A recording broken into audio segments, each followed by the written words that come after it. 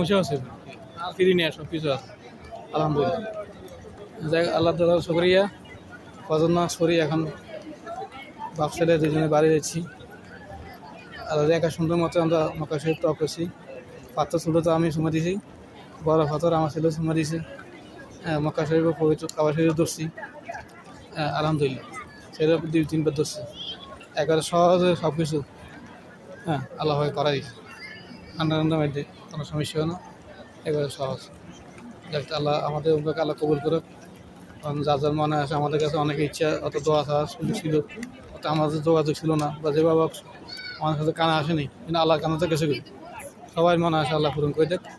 তো পাশাপাশি ভবিষ্যৎ প্রজন্মের যে একটি সুন্দর সুন্দর ভালোবাসা প্রীতি, একটি সৌহার্দ্যমূর্ত পরিবেশ সৃষ্টি করুক, সেটাই আমার কামনা। আমি যেন এই জিনিসটা দেখে দিতে পারি, এটা আমার মা পারেনি, আমি যেন হতে পারি। আমি এটা আমি যে বারবারে সবাইকে এটা বোঝার চেষ্টা করি, পরিবার সদস্য আত্মীয় স্বজন ভাই বন্ধু যে যেখানে আছে, ভুল টুটি ইচ্ছে তো ভুল করবেন না, এবং কোনো খারাপ কাজ করবেন না, এবং কোনো খারাপ কাজকে সহায়তা করবেন না।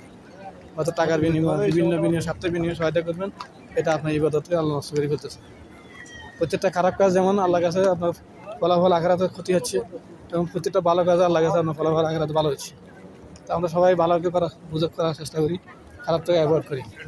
যৌবনকাল থেকে যদি আপনি খারাপটা অ্যাভয়েড করতে পারেন, তাহলে বৃদ্ধকাল পর্যন্ত আপনি দুনিয়াতে যখন প্রশংসিত হবেন, তখন মৃত্যুর পর আখিরাতে আল্লাহ আপনাকে প্রশংসিত করবেন। সবাই বুঝার চেষ্টা করবেন। সবাই ভালো থাকবেন। আসসালামু আলাইকুম।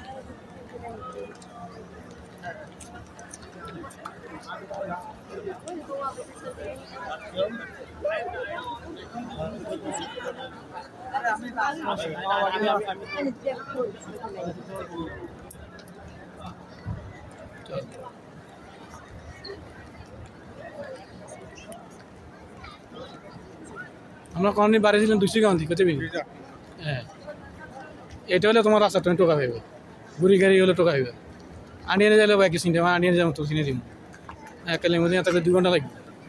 হ্যাঁ, এই সময় সকালবেলা অসুস্থ হয়ে সাড়ে আজ জায়গাটা চিনিয়ে আর আজ বাই চিনি এত কোনোদিন নিবা যায় তো এগুলো আমি বহুত আটলে চিনা যায়।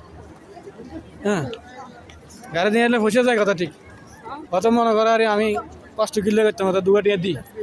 হ্যাঁ, বা একটু আগে যাই কি 10 মিনিট দিলে সময় শিখে। হ্যাঁ, ওই জন্য সিনেটা ভালো সব কাজে। দেখ আমরা চলে যাচ্ছি এখন, ফ্রেশ হয়ে নাস্তা পানি খাই, ফ্রেশ হয়ে প্রস্তুত করে একটু রেস্ট করুন, আবার আমি চলে যাবো। আল্লাহ আমার আনার মধ্যে একটা উঠছে, আল্লাহ সুস্থ করে। খুব ভয় করছি যে আল্লাহ কীভাবে মনে করি যে আল্লাহ খবর করিয়েছে, শেষ করছি। আল্লাহ হাজার দরবারে শুকরিয়া আদায় করতেছি। এবং বিশেষ করে আমাদের বাংলাদেশের যে এই ফাস্টফুডের জটিলতা যেন আল্লাহ তুমি সমাধান করি। তো লক্ষ লক্ষ মানুষ এই ফাস্টফুডের জটিলতার সামনে আকামা মাসু ছুটি অনেক কিছু বন্ধ হয়ে যাবে। হ্যাঁ, কপালা বন্ধ হয়ে যাবে, চাকরি বন্ধ হয়ে যাবে। তো সবাইকে যেন এই জিনিসটা আল্লাহ যেন সরকারের মাধ্যমে সমাধান করে দেয়। আসসালামু আলাইকুম।